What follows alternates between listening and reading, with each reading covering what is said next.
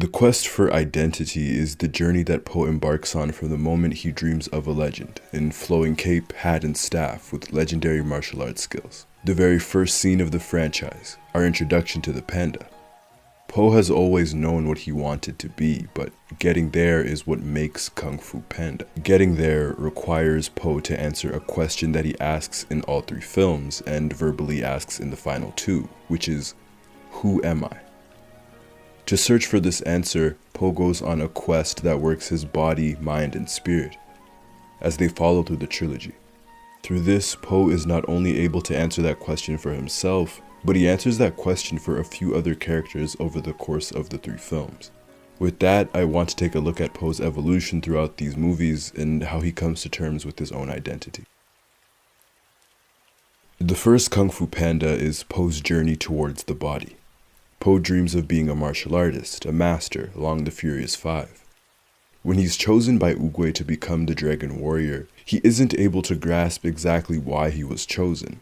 Poe is a panda, and in this world much like our own, we see that certain animals are more fit to fight than others. Tigers and snow leopards for their ferocity and power, monkeys for their speed, cranes for its ability to fly, the viper's flexibility, the tortoise and its wisdom of legend. Even the praying mantis, despite its size, is an incredible hunter. The panda is lazy, clumsy, it's cute and cuddly. Shifu, Tigress, and the rest of the five make him understand that he was a fluke. He's not the Dragon Warrior. Everyone but Poe has shaped Poe's identity. They've all told him who he is and who he is supposed to be. Even his father tells him that his destiny is making noodles. That's where he's meant to be. A disgrace to Kung Fu from Tigress, just a panda, not the Dragon Warrior from Shifu. So of course, Poe was unable to accept himself as the Dragon Warrior. Of course, all he wanted to do was to change himself. He specifically says that if anyone can make him not him, it was Shifu. That's what Poe desired, to change, to not be a panda, to not be Poe anymore.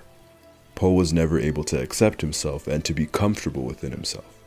But it's only when Shifu finally has faith in him and believes in him that he begins to feel special. He begins to understand that for him to be great, he doesn't need to change, but instead he needs to believe in himself. As he read the Dragon Scroll and saw nothing but a reflection of himself. Add on his father's words about the secret ingredient of self-belief, and Poe begins to believe that he is worthy. Poe has mastered the body. In the second film, the story looks into Poe's past. He takes the Kung Fu, the self-belief that he gained, and he carries it over into this new chapter in his story. But his worth has been solely tied to being the Dragon Warrior. Again, he finds worth in that, but he still doesn't believe that he has worth beyond that. And when Lord Shen torments the panda with the idea that his parents never loved him, it only further highlights that struggle. Does Poe have value beyond being the Dragon Warrior? And if he doesn't, is that why his parents abandoned him, as Shen suggested? Poe's past hurt him so much that he completely shut it out of his mind. When he is finally forced to remember and to confront this past, he understands that this past doesn't define the rest of his life. At this stage in Poe's development, at the end of the second film, he's finally able to accept himself as the Dragon Warrior and as Poe. He's able to find his inner peace. He has mastered the mind.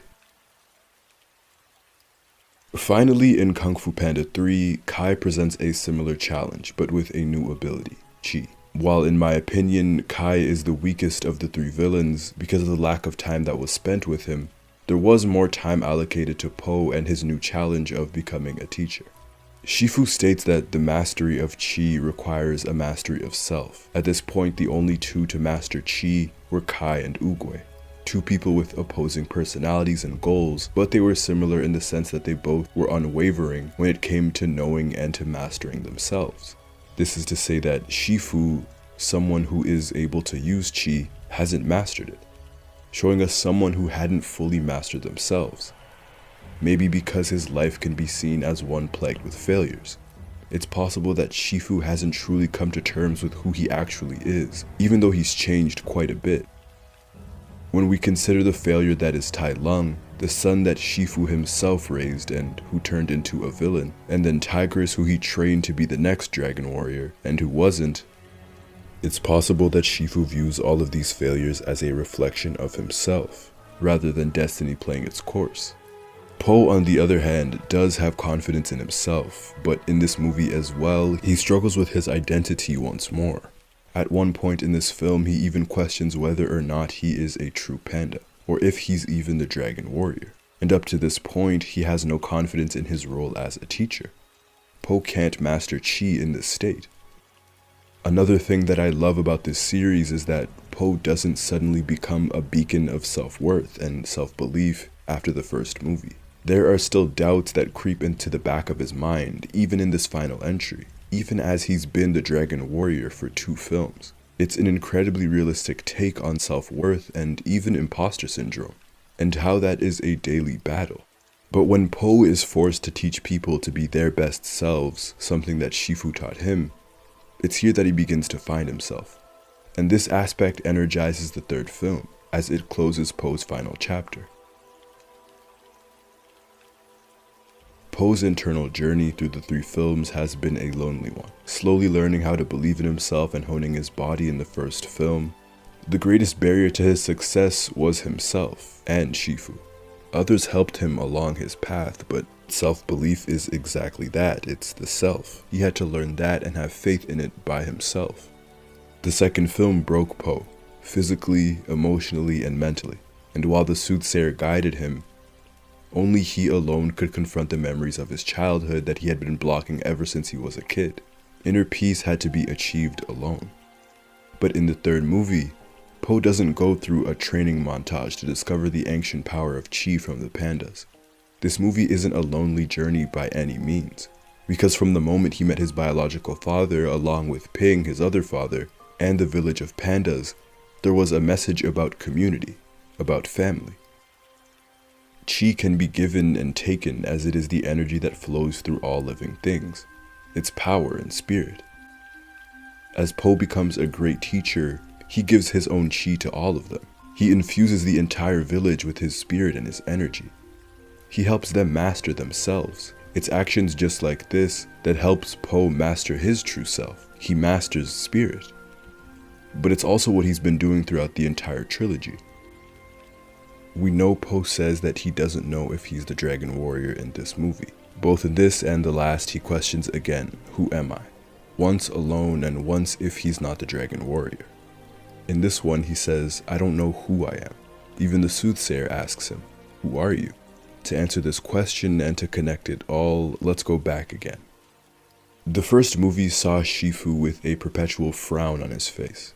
Bitterness, anger, and disappointment that he carried everywhere. Again, Shifu felt like he was a failure, master to China's most dangerous villain in Tai Lung, and he felt guilty for that. Because of his failure, Shifu grew cold.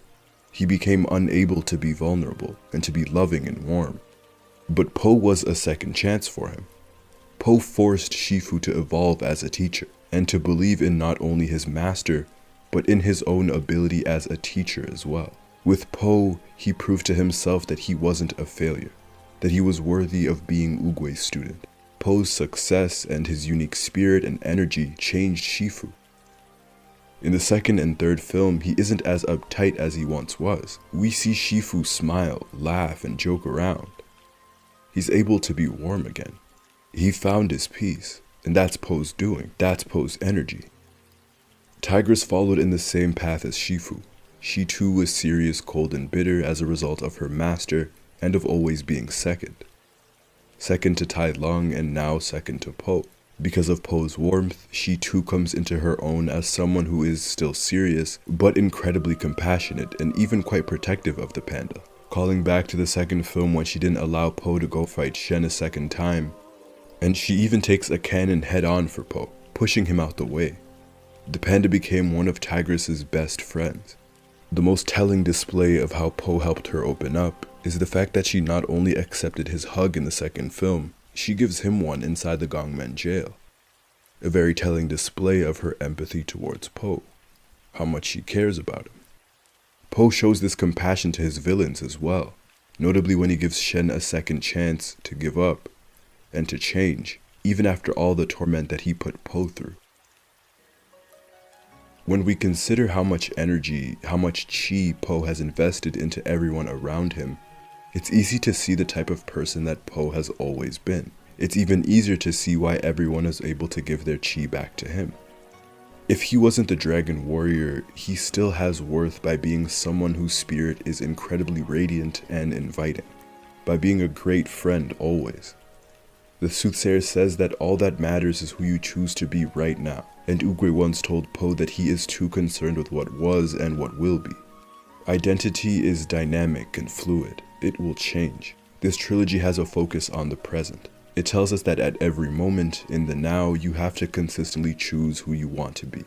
And Po always chooses to be a good person. And before everything, he will always be Ping's son.